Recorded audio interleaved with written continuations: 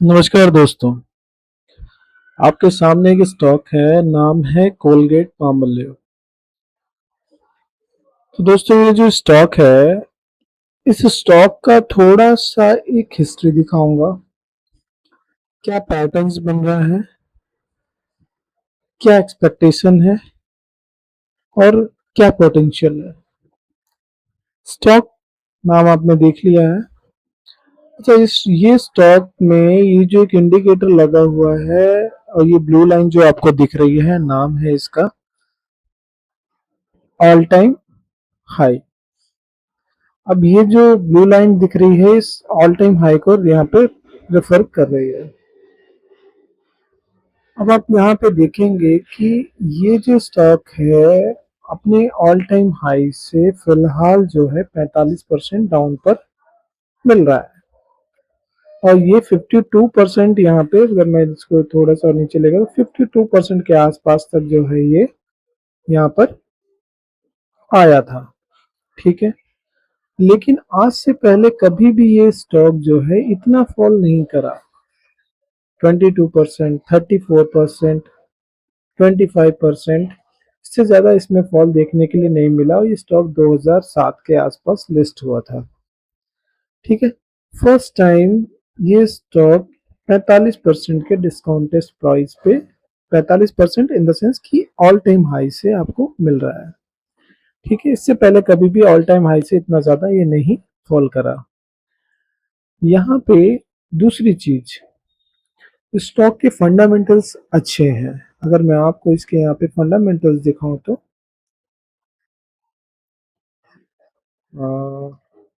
कॉलपाल, ठीक है, ये कोलगेट पामोलिव आ गया। यहाँ पे 55,675 करोड़ की कंपनी है। ठीक है, अगर देखेंगे तो company has reduce debt, debt free company है। Company has good return on equity, 3 साल का CAGR 1379.4 है। Company has healthy maintain healthy dividend pay out और डिविडेंड भी अच्छा देती है, 105% के आसपास का।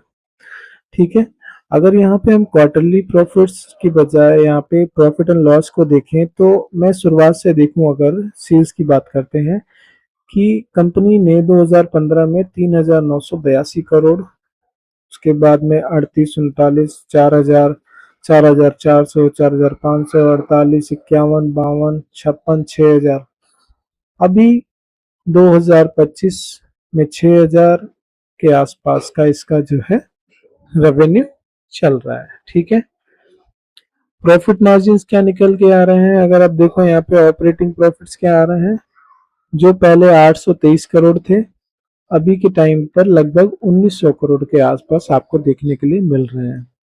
ठीक है, ओवरऑल अगर यहाँ पे नेट प्रॉफिट देखा जाए तो 559 करोड़ से बढ़ करके अभी कितना हो गया, 1437 करोड़, डबल हो चुका है कितने सालों में, 15 से 25, 10 सालों में।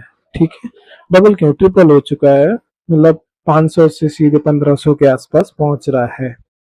ठीक है, तो यहाँ पे आप देखेंगे कि प्रॉफिट्स इंक्रीज हुए, प्रॉफिट मार्जिन इंक्रीज हुए, सेल्स इंक्रीज हुई, और बोरिंग देखेंगे तो यहाँ पे सिर्फ 47 करोड़ की बोरिंग दिखा रहा है। उसके अगेंस्ट में रिजर्व कितना है, 1500 करोड़, जो कि नेग्लिजिबल है।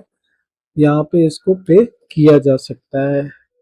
ओके, ठीक है, तो और प्रमोटर होल्डिंग्स कितनी दिख रही है आपको, 51% की कंसिस्टेंटली मेंटेन्ड है।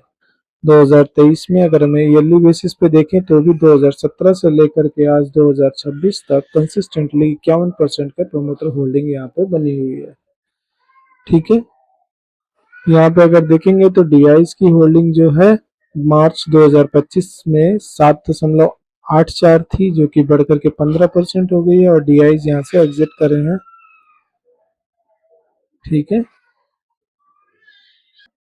तो दोस्तों इसके फंडामेंटल्स जो हैं बेहतरीन है, मतलब इतना कोई इशू नहीं है, कंसिस्टेंटली प्रॉफिटेबल है, मार्जिन्स अच्छे हैं, सेल्स अच्छी है, ग्रोइंग है, डिविडेंड अच्छा है, डेट फ्री है, पॉजिटिव ही है सब कुछ। 45% के डिस्काउंटेड प्राइस पे आपको देखने के लिए मिल रहा है ऑल टाइम हाई से। अब यहाँ पर जो है हम एक चीज और आपको दिखाते हैं। आप लोगों ने डाइवर्जेंस पढ़ा है नहीं पढ़ा, मैं आपको एक बार समझा देता हूँ। ठीक है, जब कभी भी प्राइस जो है, प्राइस और रिलेटिव स्ट्रेंथ इंडेक्स यानी कि आरएसआई आपका जो है अपोजिट मूवमेंट करते हैं। लाइक वाइज कि जो अभी सिनेरियो है कि प्राइस कैसे चल रहा है, ऐसे नीचे की तरफ बार बार आ रहा है, यानी कि हायर लोज बन रहे हैं और लोअर लोज बन रहे हैं। ठीक है, ये आपके हायर लोज हैं और ये आपके लोअर लोज हैं। ठीक है, ये जब हायर लो लोअर लो का फॉर्मेशन होता है तो यहाँ पे क्या बनता है आपका, एक डाउन ट्रेंड शुरू हो जाता है। ये आपका क्या है, एक डाउन ट्रेंड है। ठीक है, अब इसी की जगह पर आपको यहाँ पे आरएसआई दिखता है, वो 100 टू 0 के बीच में क्या करता है, ऑसिलेट करता है। ऑसिलेट करता है यानी कि ऊपर नीचे घूमता रहता है। यानी कि पहले एक बार अप होगा, उसके बाद कूल डाउन होगा, फिर अप होगा, फिर कूल डाउन होगा, अप होगा, कूल डाउन होगा। तो ये ऐसे प्रक्रिया चलती रहती है। ठीक है, अब यहाँ पे डाइवर्जेंस कैसे हम आइडेंटिफाई करते हैं, जैसे ये एक लो बना तो ये प्राइस में एक लो बना, तो यहाँ पे कहीं ना कहीं जो होगा, ये जैसे आरएसआई चल रहा है तो आरएसआई भी एक लो क्रिएट करेगा। ओके, ठीक है, अब यहाँ पे ये हाई बना तो ये ऊपर की तरफ जाएगा और वापस से अब ये इसका लो ब्रेक कर गया। अगर यहाँ आरएसआई में भी लो ब्रेक कर जाता है आरएसआई का, तो कहीं ना कहीं हमें ये रहता है कि हाँ ठीक है, आरएसआई और प्राइस एक ही तरीके से मोमेंटम कर रहे हैं हाई और लोज का। लेकिन जब यहाँ पे लोअर लोज बनते जा रहे हैं और आरएसआई या तो अपने पिछले से ऊपर की तरफ है ना, पिछले वाले से ऊपर की तरफ है या उससे बराबर पर है। जस्ट लाइक वाइज कि यहाँ पे ये इससे क्या है, नीचे की तरफ देखने के लिए मिल रहा है, लेकिन ये इससे कैसा है, ऊपर की तरफ देखने के लिए मिल रहा है। This is the regular bullish, sorry हाँ बुलिश डाइवर्जेंस होगा यहाँ पर, कि यहाँ पर हमें नीचे से यहाँ पे बाइंग अपॉर्चुनिटी मिल सकती है, लेकिन यहाँ पे प्राइस एक्शन फॉलो नहीं हो रहा है क्योंकि प्रीवियस हाई ब्रेकआउट नहीं हो रहा है।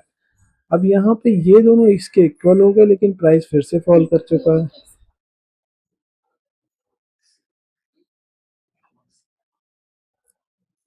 ठीक है, तो यहाँ पे क्या हो रहा है, यहाँ पे डाइवर्जेंस क्रिएट हो रहा है प्राइस और आरएसआई स्ट्रेंथ इंडेक्स के जो है ना लोस और हाइस के अकॉर्डिंगली। ठीक है, ये एक थोड़ा सा अलग चैप्टर है, इसको हम regular bullish divergence, bullish divergence, bearish divergence, hidden bullish divergence, ये सारी चीजें जो हैं हम बाद में कभी डिस्कस करेंगे।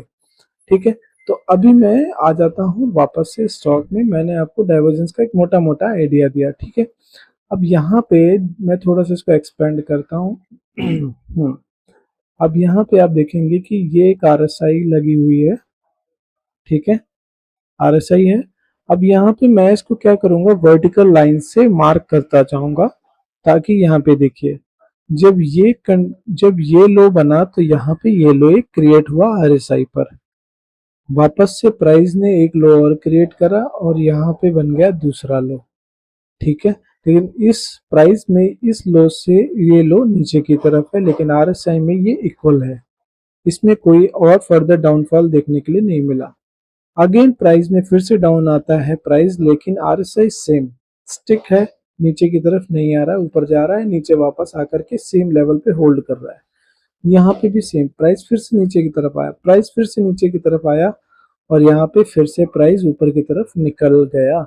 यानी कि प्राइस यहाँ पे देखोगे आप तो 2600 से लेकर के 1800 रुपए तक का लो लगा दिया, लेकिन आरएसआई एक ही जगह पर स्टिक है और इससे बार बार बाउंस लेके ऊपर की तरफ जा रहा है। तो कहीं ना कहीं लोअर लेवल्स पे यहाँ पे बायर्स एक्टिव है और इसको ये क्या कर रहे हैं, जितना ज्यादा यहाँ पे सेलिंग आ रहा है उतना ही यहाँ पे क्या हो रहा है आपको,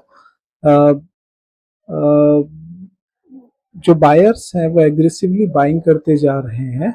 लेकिन वो क्या हो रहा है, प्राइस पे शो नहीं हो रहा है, लेकिन आरएसआई उसको क्लियरली दिखा रहा है। अगर मैं एक इंडिकेटर और लगाऊंगा तो यहाँ पे वो चीज़ क्लियर हो जाएगी। अगर मैं यहाँ पे ओबीबी लगाऊंगा तो वहाँ पे भी जो है वॉल्यूम बढ़ते हुए क्रम में दिखाई देगा आपको। अगर मैं यहाँ पे आपको वॉल्यूम लगा करके दिखाऊं, ठीक है, अपना वॉल्यूम इंडिकेटर आपको लगा के दिखाता हूँ। यस, ओके, ये वॉल्यूम इंडिकेटर है मेरा अपना, कस्टम मेड है। मैं यहाँ से पहले ड्राइंग हटा देता हूँ। अब अगर आप यहाँ पे देखोगे तो वॉल्यूम्स यहाँ पर कैसे हैं, अगर ये जो वाइट वाले हैं ये ग्रीन है और जो रेड वाले हैं वो यहाँ पे ब्लैक दिख रहे होंगे आपको। तो आप यहाँ पे एक चीज़ कंसीडर करोगे, लाइक वाइज यहाँ पे देखिए, है ना, जब ये फॉल आया एक बड़ा रेड कैंडल बना, फिर छोटा, फिर नीचे की तरफ ये प्राइस नीचे की तरफ आ रहा है और साथ में वॉल्यूम गिरता चला जा रहा है। लेकिन जब बाइंग आ रही है तो बाइंग वाले जो डंडे हैं वो ऊपर की तरफ जाते हुए दिखाई दे रहे हैं, यानी कि जब यहाँ पे बाइंग आ रही है तो वॉल्यूम के साथ, अच्छे वॉल्यूम के साथ आ रही है, लेकिन जब डाउनफॉल आ रहा है तो वॉल्यूम के साथ में डाउनफॉल नहीं आ रहा है।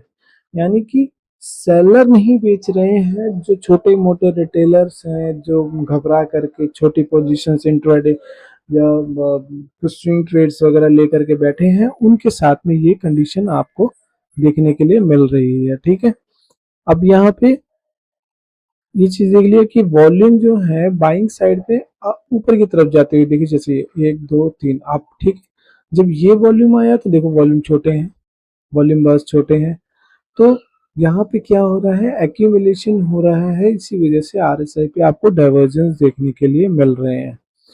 ठीक है, अब यहाँ पे हमारे पास अगर हम प्राइस एक्शन के लिए बात करें तो ये एक हाई बना, फिर यहाँ से प्राइस क्या होल्ड करता रहा, फिर नीचे की तरफ गिरा, स्विंग, ये ब्रेक डाउन दिया, ब्रेक डाउन देने के बाद में फिर से एक हाई बना दिया। ठीक है, फिर से एक हाई बना दिया यहाँ पर और फिर से एक हाई बनाया यहाँ पर। ठीक है, ये सारे के सारे क्या है, हायर लोज है, यानी कि लो बनाते जा रहे हैं, नीचे की तरफ जा रहे हैं लेकिन हाई है। अब यहाँ पे जब इनको बोलेंगे तो लोअर लोज बोलेंगे।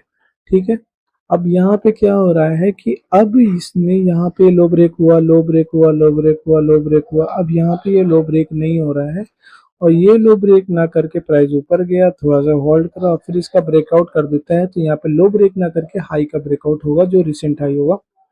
तो हमारे लिए अब इम्पोर्टेंट हाई कौन सा हो गया, यस, ऑफ कोर्स जो हमारा इमीडिएट हाई है। लेकिन यहाँ पे मैं आपको एक चीज बताना चाहूंगा कि प्राइस को ऊपर जाने के लिए उसका जो सेकंड हाई है ना, ये लेवल, इसको क्रॉस करना बहुत इम्पोर्टेंट होगा।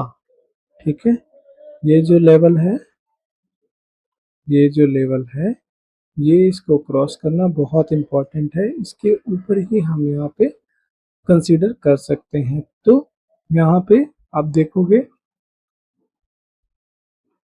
ये कि यहाँ पे अगर मैं ट्रेंड लाइन बनाऊंगा तो ये एक ट्रेंड लाइन बनती हुई दिखाई दे रही है। हमने इन दो हायर लोज को कनेक्ट किया और अपने आप थर्ड क्रिएट हो गया। अब यहाँ पे क्या होगा, प्राइस यहाँ पे थोड़ा सा नीचे आया, लो ब्रेक नहीं करता है और यहाँ पे हॉल्ट करता है और फिर इसका ब्रेकआउट करता है, तो ये बेस्ट सिनेरियो होगा। ठीक है, ये बेस्ट सिनेरियो होगा। ठीक है, मैं नहीं जानता कि ये कितना ऊपर, मतलब कब कितने टाइम में ऊपर जाएगा, लेकिन हाँ इसमें पॉसिबिलिटीज अच्छी हैं और ये सारी कंडीशन फुलफिल कर रहा है। ठीक है, तो इस तरीके से मल्टीपल कंफर्मेशन के साथ आपको एक स्टॉक सेलेक्ट करना है, उसमें पोजीशन बनानी है, रिटर्न एक्सपेक्टेशंस देखने हैं और अपना जो इन्वेस्टमेंट है वो एक बार में नहीं करना है, उसको टुकड़ों टुकड़ों में करना है। और जिसे इसमें मैंने दिखाया कि आपको 80% के आसपास का रिटर्न देखने के लिए मिल सकता है अगर अपना ऑल टाइम हाई टच करता है तो।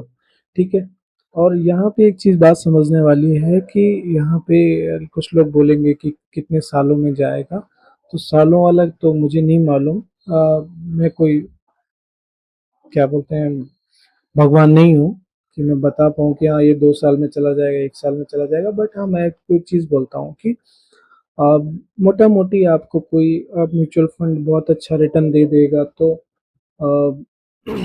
अगर उसने आपको 10% का CAGR ऑफर किया तो भी आपको ये 80% अचीव करने में काफ़ी टाइम लग जाएगा। मैं कह रहा हूँ कि अगर मेरे को ये टारगेट 2 साल में आया तो CAGR 40%, यही टारगेट 4 साल में आया CAGR 20%। ठीक है, तो आप सोच के देखिए कि अ, अगर मैं यहाँ पे इन्वेस्ट कर रहा हूँ और मेरे को 20% का CAGR मिल रहा है 4 साल के लिए, तो मैं 4 साल के लिए होल्ड कर सकता हूँ इस स्टॉक को रिटर्न एक्सपेक्टेशन के आधार पर। ठीक है, और